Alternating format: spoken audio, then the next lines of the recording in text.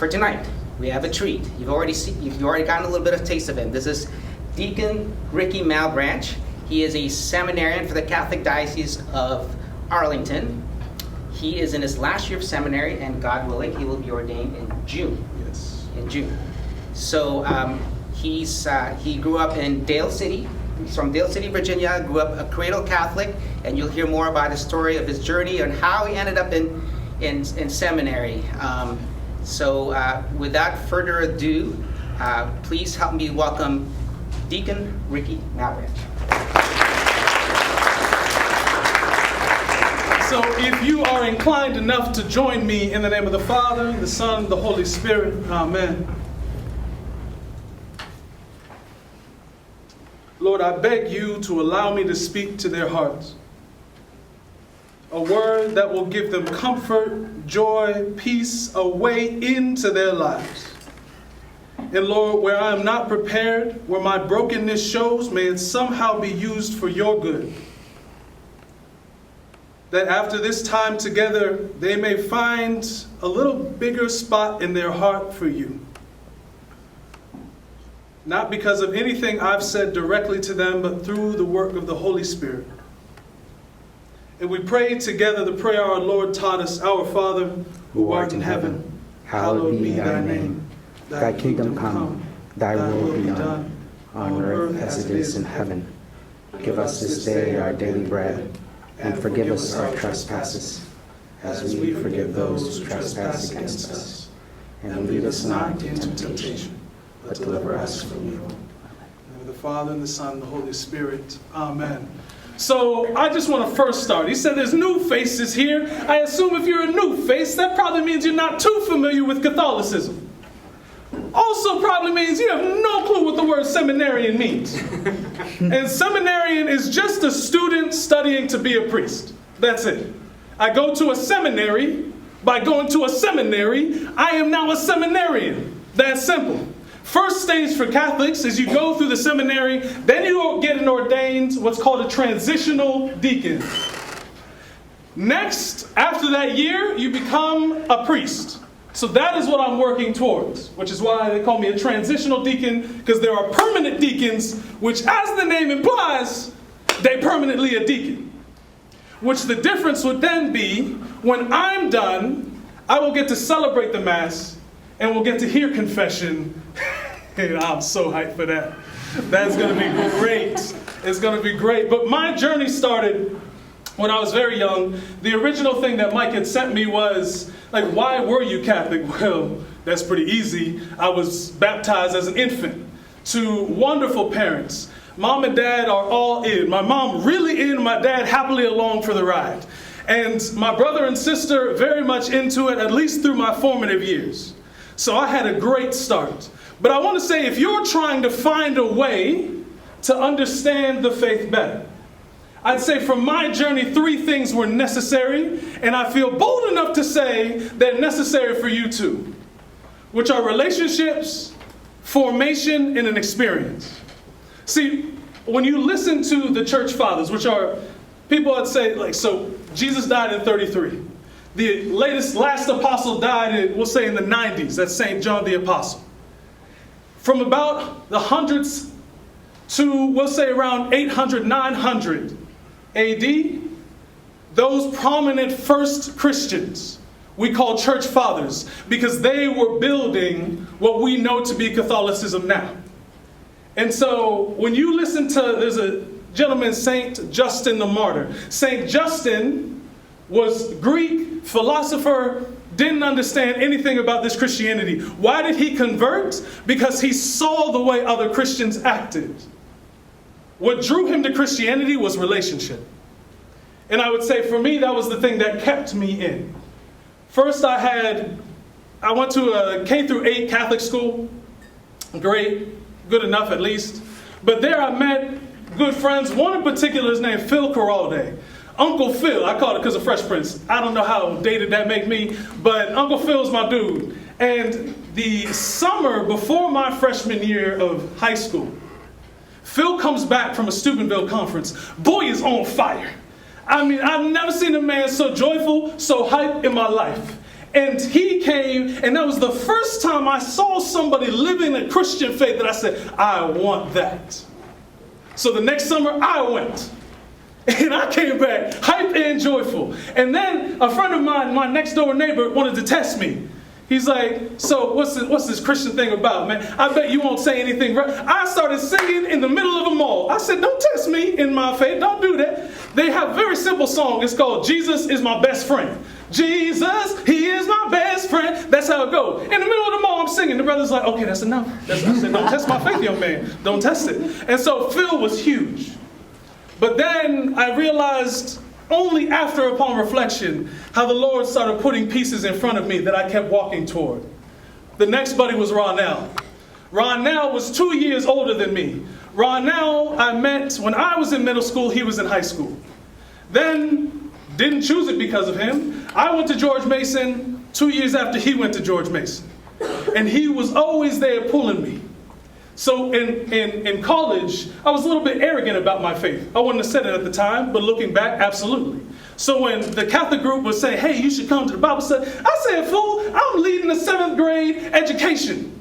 I'm teaching the faith. I don't need you. But Ronell kept coming. Finally, before I lost my faith because of my arrogance, he pulled me in. Now as part of CCM, became a group leader. Then he finished before me, and he started doing youth ministry. Then right as I was finishing, he pulled me into youth ministry. And that was huge for my faith. And then I'm working at George Mason. It's the third example of random relationships. A friend of mine, her name is Jerica. Not Catholic, but Christian.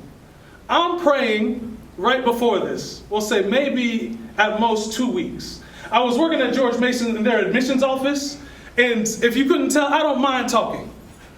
If you couldn't tell more, I have no problem with big crowds. I loved it. I was killing it. And I realized in prayer, I said, I'm kind of complacent. Like, this job is easy for me.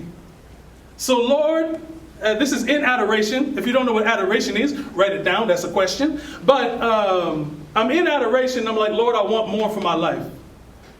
Jerica, out of nowhere, sends me a message over IM. It's a link to a Christian counseling program. Never talked to this woman about this. Not only did she send this message, she walks into my office, sits down and says, you're applying to this. I said, I don't know how much more obvious you needed to be, Lord, so I did.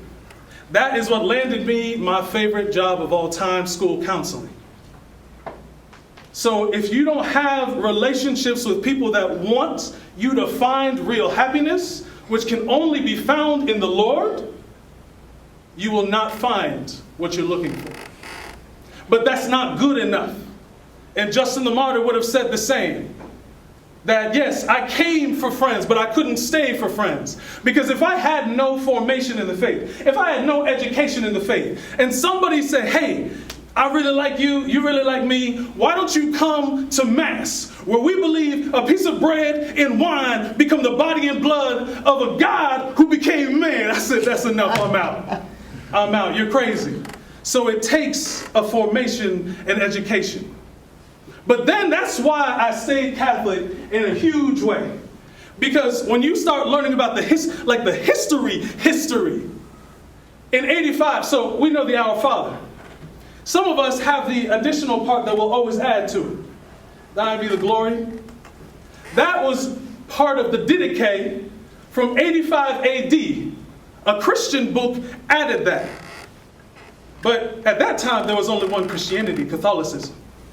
Then in 150, St. Justin the Martyr is writing about the faith. And what he writes about the Mass, you see almost to the exact parts, the Catholic Mass. Then you got St. Augustine in the 800s talking about that this bread and this wine becomes Jesus. These are our church fathers. These are from the beginning, the closest to the apostles, saying that this Catholic faith, this is it. So that education was huge. Finally, what makes you excited about the faith is to experience it. And so the education's nice, the friends are nice, but if you don't take time to experience the Lord, now you've lost a huge part of what he wants to do for you. He doesn't just want you to read about him. He wants you to know him. See, Jesus, we think about religion as a dead thing, a static thing. No, I don't just believe in Catholicism. I believe in Jesus Christ who is alive now. He wants to meet me. You have to recognize every encounter with Jesus is you responding to an invitation that he has for you. There is never a time you've burdened him, never a time you've bothered him. He's always saying, I want to spend more time with you. Will you spend time with me? But sometimes we get a little lost. And I was there for a bit. Where when you pray for something I thought simple, and people are like, oh, that's unimportant. I think the Lord knows our hearts. That anything we're willing to speak to him about, he would never say that's not important. Example, though, where understandably you're like, Rick, I don't think that's important. I was having a rough semester at George Mason. And I was, believe it or not, I used to play soccer really well. And then I stopped playing but kept eating. And that's life. But I'm just playing intramural soccer, and I'm having a good time. It's like with friends of mine, my brother's on the team, it's a good time. And I just wanted to win the championship. Like, just give me this, Lord, because life sucks right now. I just had a conference from a priest that said I shouldn't say that word. Life is rough right now. Sorry, that's my bad. That's my bad. Is this recorded? It's recorded. Okay, we'll skip that part. But I lost. And I went to the chapel furious with the Lord. Furious. Because I was like, I'm good at this game. You couldn't let me, man, my left foot. And I was upset with the brother. Upset. He was fine with that. Why? Because imagine this. Imagine you have a friend that's so mad at you, they stop talking to you. What would you prefer? That friend to yell at you or to ignore you for the rest of his life? Of those two options, I think 100% in this room, if they're a real friend, you'd prefer that friend to go off on you before they ghost you. The Lord is no different. And because of those moments, I was willing to fight through like a lot of sadness. I wouldn't say depression because I know that's a clinical diagnosis, but I would say a lot of sadness because I was willing to go to him mad, sad, however I was feeling. He would then allow me to experience him. My response to his invitation was what he wanted. But see, don't get confused. Jesus isn't magic. It's not like I could pray to win the game and the Lord's like, hello, 2 goals. Because the Lord's not a magician. The Lord desires to be with us forever in heaven. That's his goal. So he would never just give you something like that if it means that you're not going to come back to him immediately. If I won that game, you know who would not have been in the chapel that night? Me. I'd have been celebrating with my friends. But I lost that game, and the Lord got to win my heart. Relationships, formation, and experience. These are the 3 reasons I stayed Catholic. But as I'm going through, my life is going all right. I feel like I've won a lot. So in 2010, I was finishing at George Mason, and I forgot to start my timer. Please excuse me. And I was really thinking that the Lord was calling me to the priesthood. And so I'm going to a vocations retreat. Toward this vocations retreat, I realized in my life I've got no job lined up. I mean, there's no money. That's really, I wouldn't mind no job, but no money is a problem. Then, I could live with my folks, but that's not, you got bigger plans than that usually when you're trying to graduate. And so in my mind, I said, this is perfect. I will have a place to live. People take care of me. Seminary makes a lot of sense right now. And I'm really thinking this is what the Lord wants from me. So I go to this retreat, and I'm in adoration, and I'm praying to the Lord, and I'm like, what do you want? Just make it clear. They say the Lord will call you. So I got my antennas up. I'm waiting for the Lord. Silence. I feel like I hear nothing. I go through the whole retreat. I talk to the priest. He's like, if the brother ain't talking to you, what you supposed to do? Like, you can't say his silence is the call. So I said, you know what? I don't mind women. That's okay for me. So I drive back, all right. I said, I just need to find me a little wife. This is a good life. So I had heard first that if you have not paid your own bills for a year, you should not bring a woman into your home. I respected that. So I wanted to get my life sorted out. So after I finished, I'm working at George Mason and I'm making peanuts. But because I'm not living at home, I'm saving my peanuts.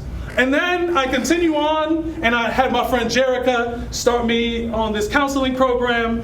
Now I'm becoming a school counselor. That's a bit more than peanuts. Now I'm making some almonds, and now I'm saving them almonds, and life is going well. I had to get a second degree, so I have now a master's in education in school counseling. I've got my school counseling license. I loved my kid. I loved my job.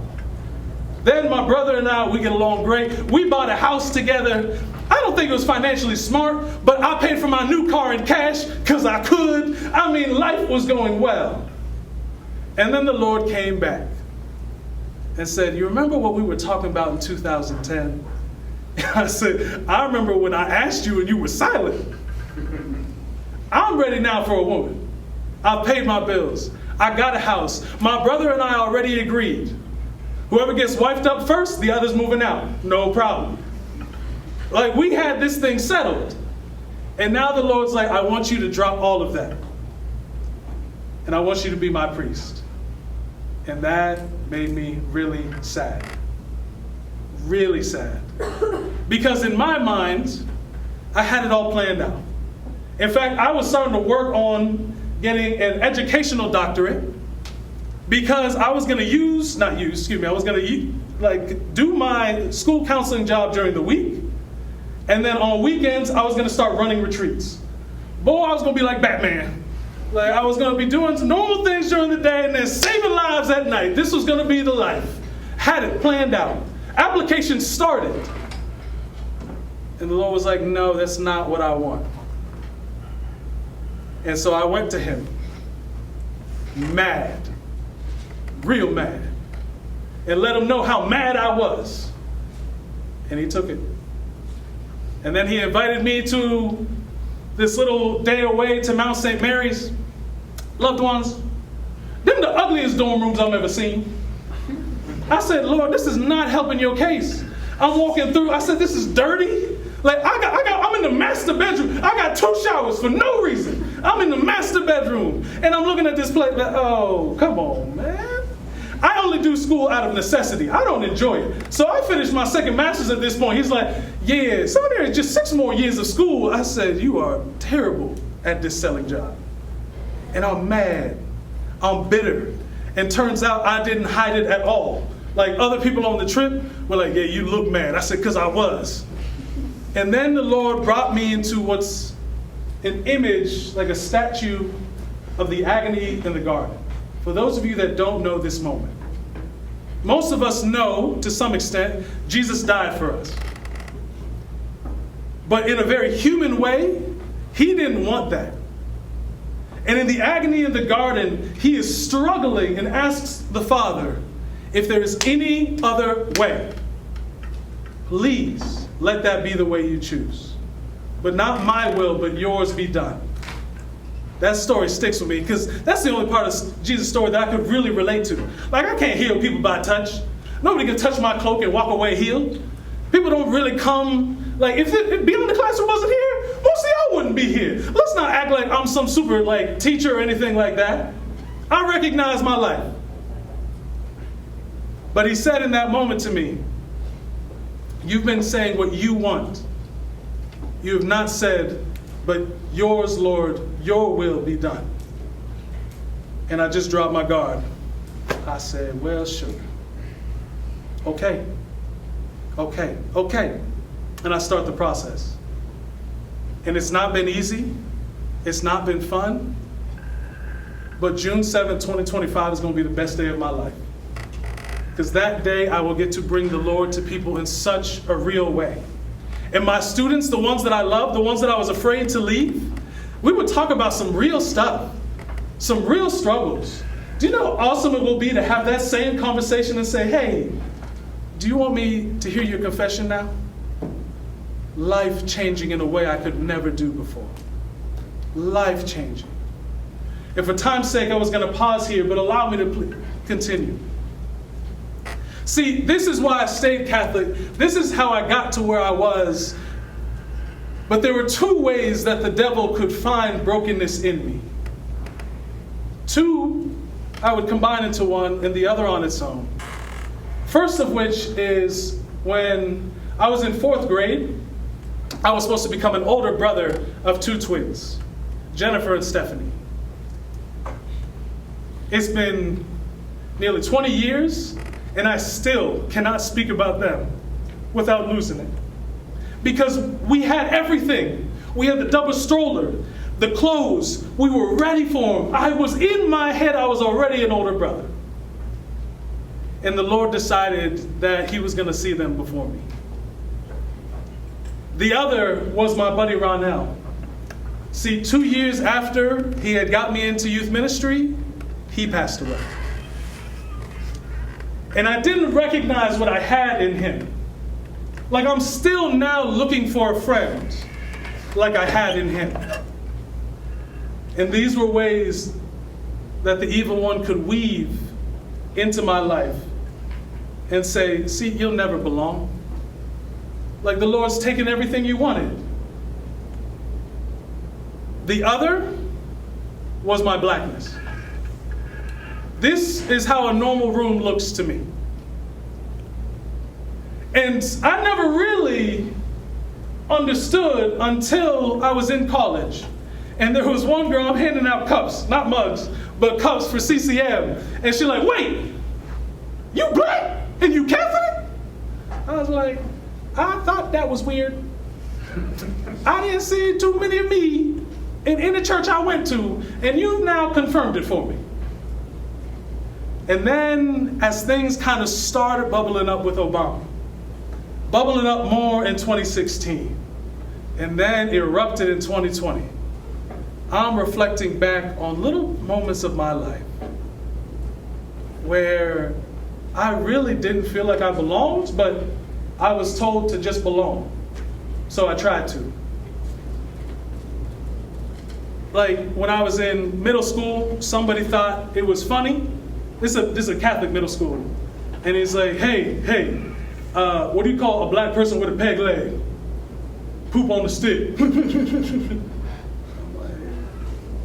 I want friends. So what do? I laugh. I mean, who am I supposed to go talk to? The mirror? Like, who else is going to get why that joke cut?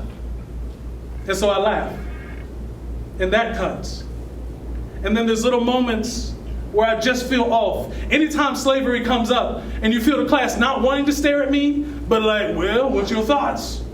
And I'm like, well, you could probably guess. Like these little moments kept adding up. And then when I'm an adult and I'm seeing these things happen, and I'm seeing people's responses to what's happening. Like, I don't know why I decided to traumatize myself, but I watched all 9 minutes of George Floyd getting murdered.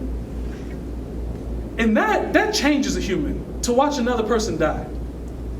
And then to see, like, people that I thought I could trust, more concerned about the protests after.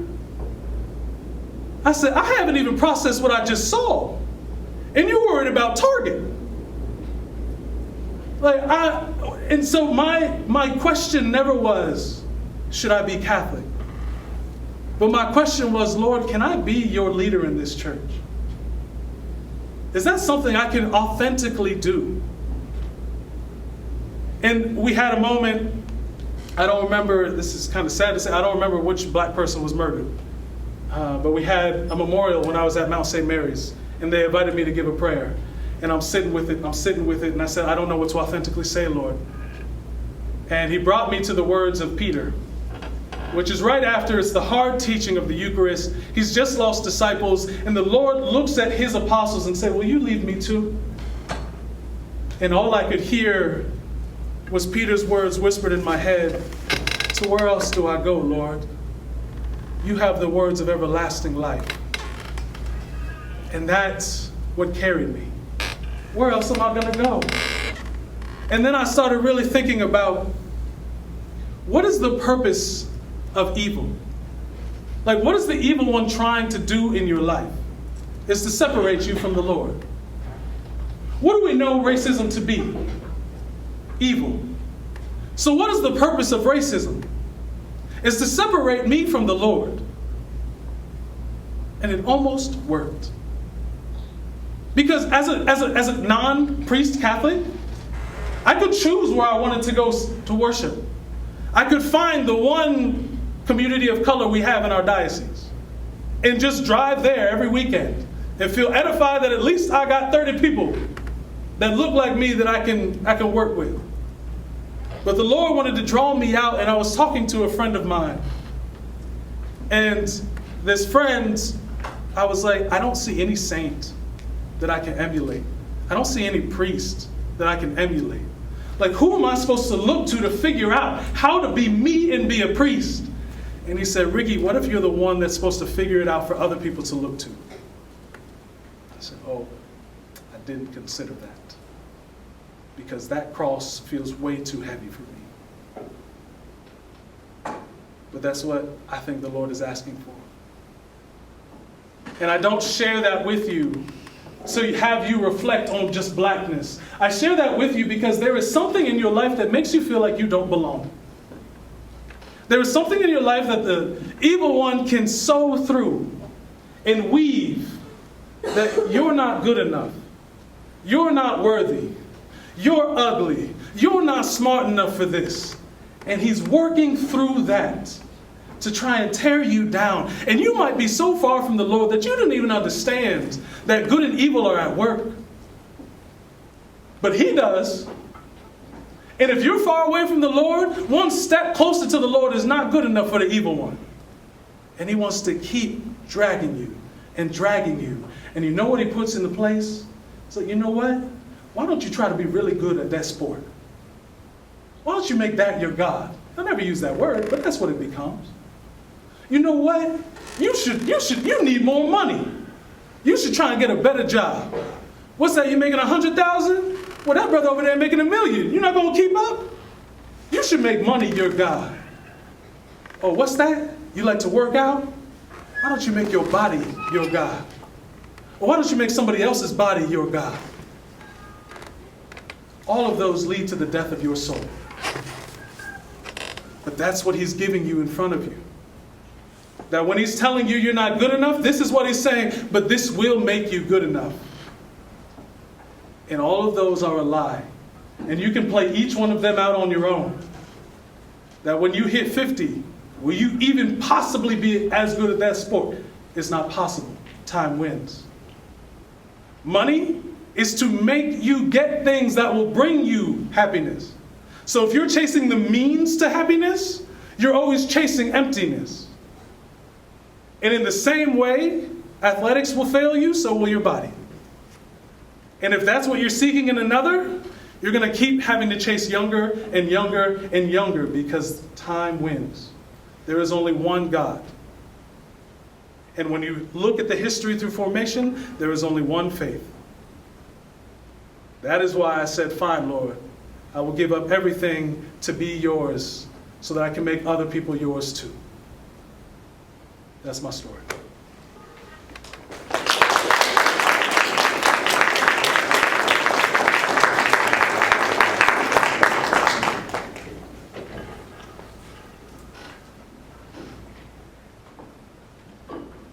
Questions?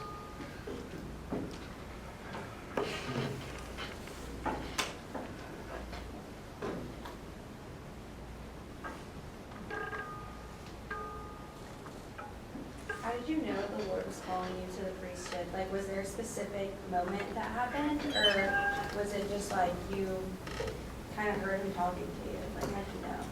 So I find the Lord to be very subtle. Very, very subtle. And so he had been building this moment for years. I love working with young people. That's why I became a youth minister. And for me as a young person, I loved youth ministry. And so the diocesan work camp was a place that I would go regularly. And adoration there, when I'm praying in front of the Lord, was quite impactful for me. He'd been working on that for years. I went to work camp like 13 times in different ways. Then the people that I was around that year were very special to me. And then he gave me this great crew, even at work camp. Awesome crew. Like, everything was great. And I'm in adoration, summer of 2018. I wasn't asking him about anything. I was just happy. Like, I was just praying for the people around me. And there I heard a whisper, I would say, like, you know how when you think in your head, like, there's like a mind's voice? That, even different to what I was actively trying to think about. Become a priest, become a priest, become a priest, become a priest. I would say for 40 minutes. Because I was fighting him. I said, or not. Like, or I can play that game too, like it's just in my head. But it was, he used the moment, the location, to say, no, you can't question this. We've had experiences together here. So why would I not tell you here as well? And so it wasn't this big moment. It was really just kind of this thought of, like, I am trying not to think of this, and it's all I can think of. In the moment where I'm literally in his presence in adoration. At a location that he's already loved me in so much. That's when I said I can't ignore this anymore. Is that a fair answer? Wouldn't you say that it's like harder or easier to do all these things that you used to do? Oh, that's a great question. I would say it's easier because I understand what the purpose is that I'm doing them for now. Like when I was a school counselor before, I just wanted to make this human feel good. Like they would come to me broken, and I just wanted to make them feel better. But now I'm like, no, not only do I want to make you feel better, but it might be that the Lord is making you better through this. And so now I have a better aim for everything I'm doing. So even if that moment is challenging, I at least have a better idea of where I'm trying to walk them towards, or myself, for that matter. That's a good question. Thank you. If you had like one piece of advice for people our age, what would it be as a priest? Or Sure, I got you. Yeah. So, You have time. thank you. So I will answer that in a story because there's a lot of pain in this world, a lot of suffering. It's hard to make sense of. Like, I got this loving God, right? Died for me. Why does life feel so terrible sometimes? And I feel like that can heighten in college. Like you've lost a lot of your support systems. Like you're trying to make friends. And you might be like me, like you're laughing at jokes that really aren't funny just so you have a place to be. But then when you're by yourself in your room, like you're kind of sad. And there's sometimes this pain. It can manifest itself through like sadness, through anxiety. So recently, a loved one of mine had a heart attack when I was in their home. And I'm giving him CPR. And I've never seen this in my life. I don't know if I'm about to lose him. But I said, I heard you're supposed to crack ribs, whatever's happening, I'm going to town.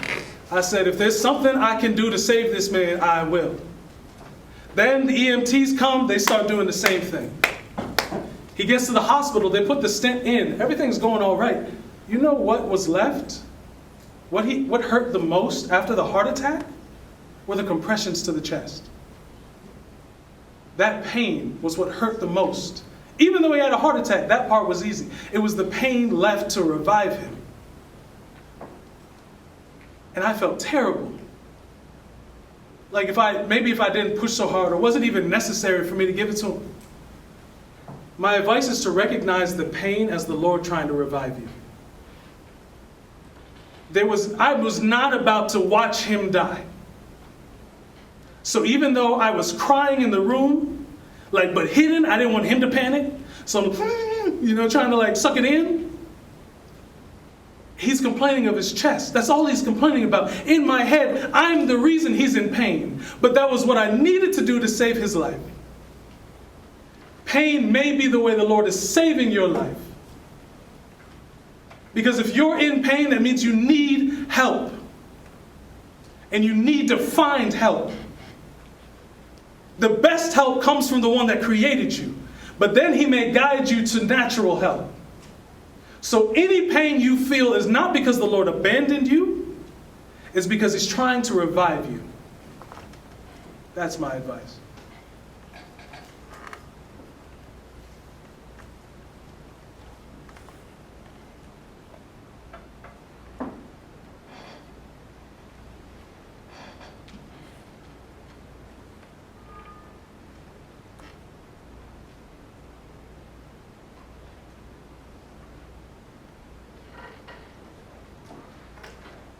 Deacon, what would you say for those of us that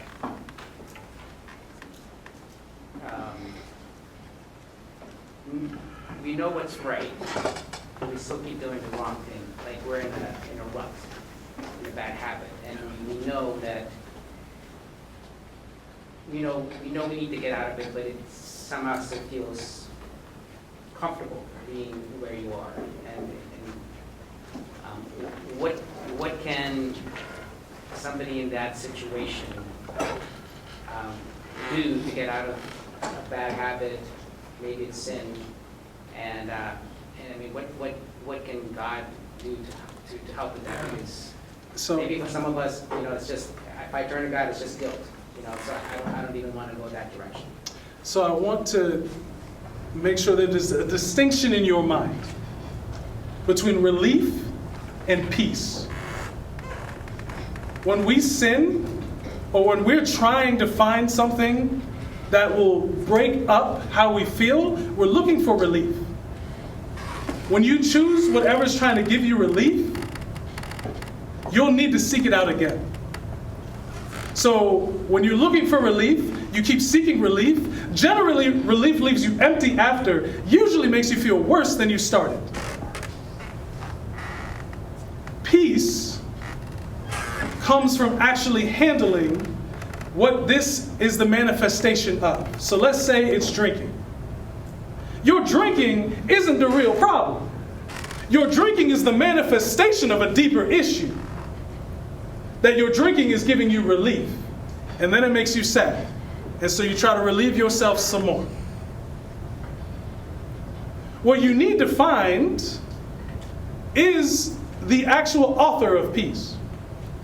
But how do you do that? You have to recognize this may be a long journey. Like for some of you, I will take that from you and just tell you the story of a friend of mine that I met in college. At 18, he found his best friend having committed suicide. He found him. So he drank a lot. Naturally, that makes a lot of sense. That's going to take him a long time to get over. But if he's never seeking to get over it and always seeking to hide it, to push it down, it will stay with him for the rest of his life. In that moment of hurt will affect his relationships, will affect his marriage, will affect his life. But what I love about the Lord, and what's the beauty about the faith, is you can walk in the wrong direction for a long time. And the time you turn around, the Lord's been like, hey, I'm still here. And that's why I love confession. Like I've gone through a lot. I've had a lot of ways that I've tried to find relief. And sometimes I've gone to confession, 3 days later, I'm back. And I feel like just telling the priest, hey, same.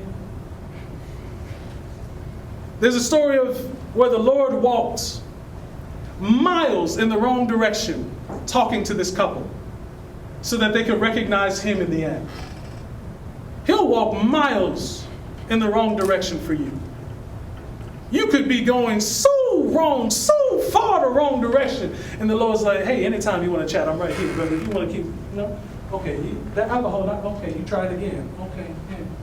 How about now? Maybe you want to give me a chance? Maybe no chance? Okay, that's cool. And you can do that for 40 years, 50 years. If you come to my confessional on June 8th and say, this is my first confession since my first confession, I might start crying with you. The Lord desires you. He doesn't desire you to change before you come to him. He desires you as you are right now. So if you're walking in the wrong direction, if you're finding relief in all sorts of ways that you know the church is not cool with, don't worry about changing those first. Go to somebody and say, I need something different, and I can't find it right now. And then you begin the process of healing. Because relationship is not just for conversion, it's to live. When you're trying to do something by yourself, you are allowing the evil one to have a playground. Shame will kill you. Don't give him that playground. You invite somebody who knows the Lord into your life. And you trust the Lord with your soul. And say, I feel like life is terrible right now, and I don't know what to do. And the angels and the Lord will rejoice at that statement, will not care about what you've done, will want to heal you in that moment. So your relief will fail you every time. Until you build a relationship with somebody, because I'm imagining if you're finding relief at that point, you're not really terribly close to the Lord. You need somebody who's closer. You need that relationship. Seek that relationship. If you really want peace, seek that relationship. Because you, by yourself, will kill your soul. Let me be more specific. Please don't take your own life. Find somebody. But relief is not peace.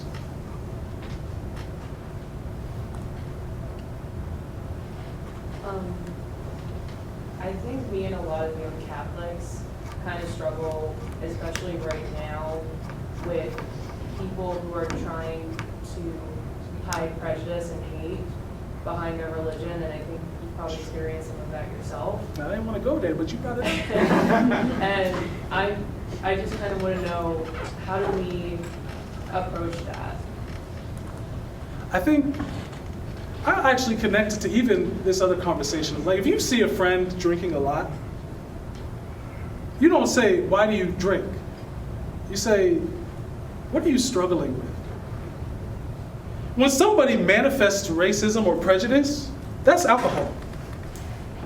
And you say, what is it that you think, like, that you need to really fix? Like, if you're close to them. If you're not close to them, that's hard. That's real hard. But if you have any relationship with them, you're asking about what are you manifesting? Not in those words, but that's what you're aiming for. So like, if you have some relationship, I don't know, people talk about Thanksgiving being rough with these things. My family, we great. I mean, I can only sympathize. I can't empathize in that moment. But if you've got somebody who you're like, I wish you'd fix that, you might pull them inside and say, you look like you're really struggling with something. Do you want to talk? Because racism is a manifestation of struggle. Prejudice is only a manifestation. It's not, like, that's not really how they want to feel. Nobody desires that. I'm like, you want to know what I want to do today? I want to hate somebody. Nobody wakes up like that unless they're a broken person. Is that fair? So I would never go at them at the level of the manifestation. It's like trying to take a bottle from an alcoholic while they're in mid-drinking. It's only going to get belligerent. You want to find what is really your struggle, and then speak to that.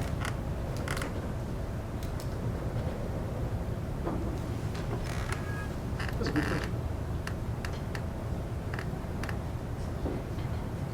How would you steer like a young Catholic, like trying to get stronger with their faith, and right now they're just like off track, or like their mind is being distracted?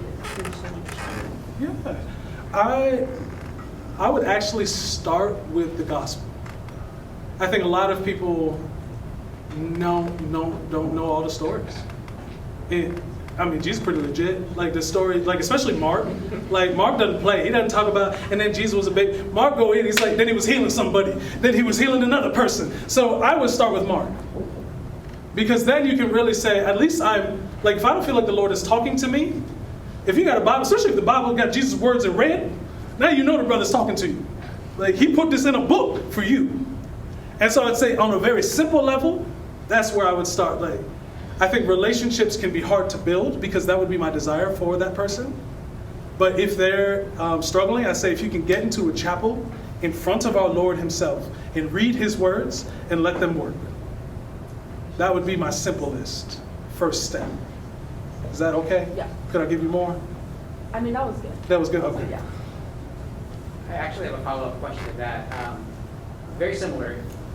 Somebody who's just curious about Christianity, or just curious about God, you know, where should they start? Do you have any recommendations, books, speakers?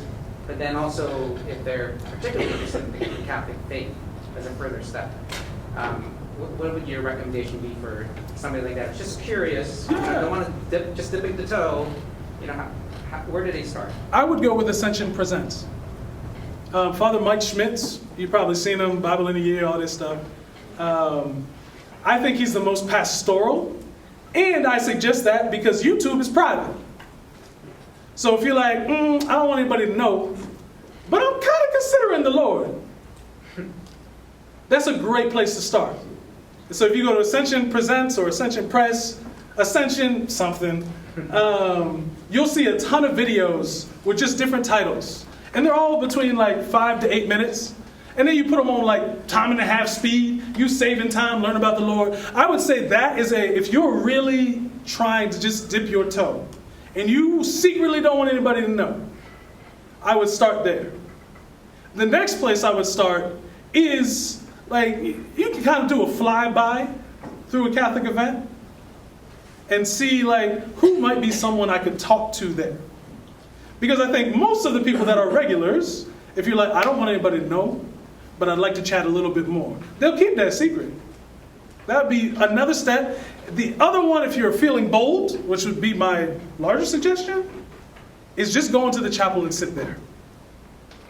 And look at the Lord and say, if you're real, show me. He'll say, okay, keep your eyes open, I'm coming. So those would be my different ways of introducing yourself to the faith.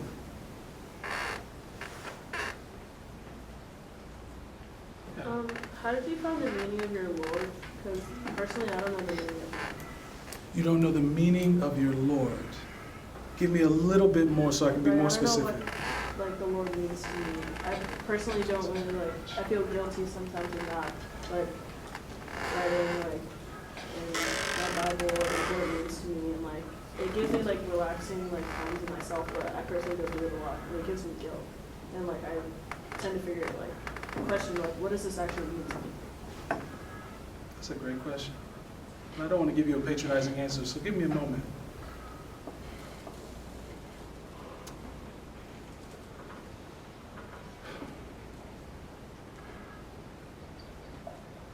I would say, I think in general, you can find him to be your aim. To say, okay, Lord, I'm writing in this book because I'm seeking happiness. Like, give him something to show you. To say, I'm seeking happiness, I'm seeking peace, I'm seeking joy, and I'd like to find that. And then, when you speak a prayer, like the Lord asks us to pray, he knows what we need, but he asks us to pray so that when he gives it to us, we recognize it because we spoke it. And I think it might help, because this isn't to your direct question, but I'm trying to walk you to that without telling you, this is the Lord to you, because that sounds like that's out of my range. But I would say that when you're asking him for more, and you're specific, and you're like, Lord, I want this, and you're consistent, because again, he's not a magician, but you're consistent, like, I want peace, I want joy, I want this thing he desires to give you. And then you notice it happening. Or like it might be at the end of a day, after you've made that prayer, you're sitting in your bed and like, that was a good day. You're like, oh, I was sugar. Was that in response to my prayer? Because ultimately the Lord would desire for you to want him for his sake and yours. So when you're like, my Lord and my God, it's like, you're my destination and you're my beginning. So everything I do, like overall I would say this for the faith, that's the filter you want to be making decisions through. So let's say you take a job because it gives you more money. You will despise that money if you despise that job. But if you took a job because you sincerely thought the Lord wanted you to take it, now that suffering looks different. Because you're like, Lord, what are you doing through this? What are you going to give me? So for me, because I made the decision that I did, without having answers of what to do with my blackness, I now recognize better. He said, I needed something broken in you so you could recognize the brokenness in others. So the Lord was my destination. That's why I became a priest. And now he's showing me through that decision. It's not because I wanted prestige. It's not because I wanted a way out. It was because he said, now when somebody comes with divorced parents, your parents aren't divorced, but you understand the desire to belong. You understand that pain. You understand that brokenness. So your ability to empathize now, because you let me pull you through what you went through, is now in a way you can really make an impact. And so that would be like my steps of like, I want this from the Lord, like help me to see you, Lord. And as he's walking you, one step at a time, at some point you'll hit and be like, that's him to me. At least I hope so. I'm confident in that. Is that okay? Can I clarify anything? Okay. Yes. How do you talk about certain topics to non-Catholics without seeming patronizing? I would find, this is a quick answer, so push back if it's not helpful. I would find what you're most excited about and start there, because sincerity is huge. Like if I came and I wasn't sincere about wanting to be a priest, you would have read that in a second. And you're like, shut up. Like that's not real at all. So if there's a part of the faith, if there's a story of the faith that you really like, start there. And because now you're telling somebody, just like in the same way I don't mind talking about soccer, it's the same way this moment I don't mind talking about. Like when I can talk to people about like, I cannot wait to hear your confession. That's real. And they're like, what do you mean confession? Bro, let me tell you about confession, man. Like now it's real because I have a passion for it. So I would find things that you have a passion for first, and then bring your friends into that. That would be like the first step I would think. And then if you're like, well, I don't really have the passion for the Eucharist, get that. Like if you're like, I'm missing key parts of the faith, that may be the Lord inviting you deeper into those so you can then invite others with you. Is that okay? Yeah. Yeah. How about Thanks, a round friends. of applause for Deacon Ricky?